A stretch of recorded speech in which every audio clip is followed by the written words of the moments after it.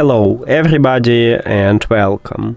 In this video I'm going to show you how to find virtual ID for your Earbuds Energy System Style 4.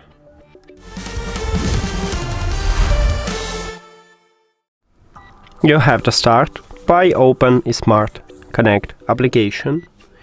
Of course, your earbuds should be connected with the app.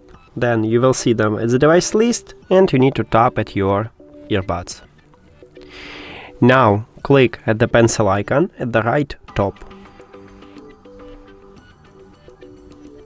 Now click at the device information, and at the first line we have virtual ID, so you can check it here or you can copy by click at the copy button.